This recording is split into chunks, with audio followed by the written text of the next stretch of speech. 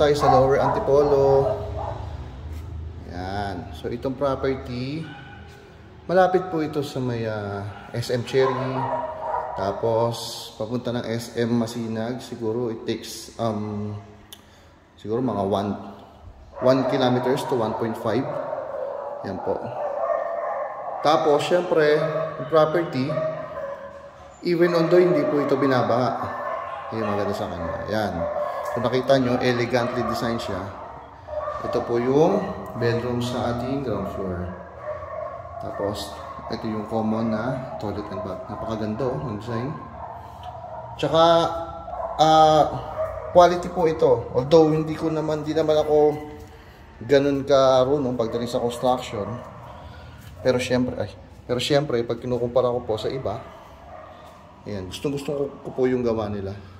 Ayan. So dito sa part nito pwede kang mag-garden. Ayan. So ito yung service area. Okay. Katuloy tayo sa taas.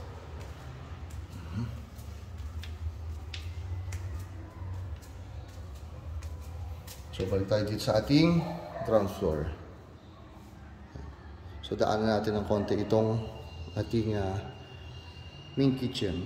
Ayan siya. May kasama na po siyang range hood tsaka cooktop.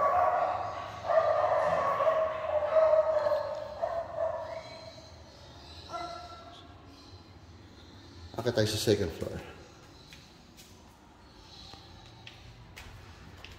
Okay.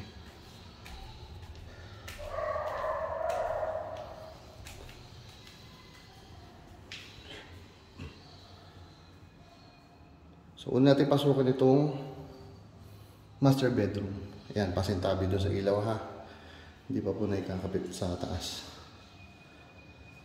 So, yung master, may sarili siyang toilet and bath.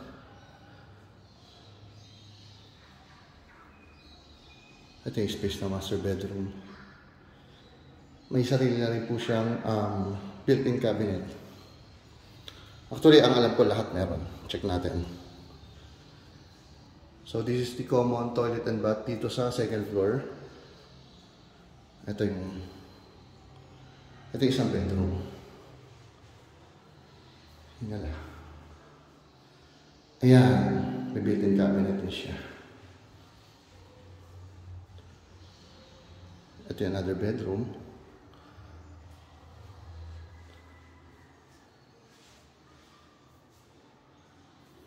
Yan. So, ito pang kids lang po yung bedroom.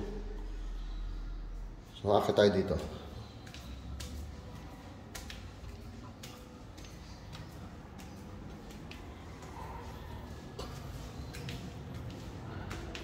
So, dito sa third floor is yung ating roof deck at itong isang mas malaki pa na bedroom po. May built-in cabinets, tas ayun yung space niya. Ayan,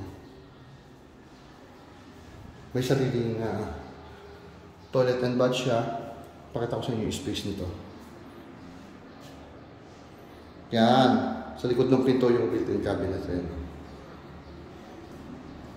Tapos, syempre, yung highlight is itong roof deck niya. Yan.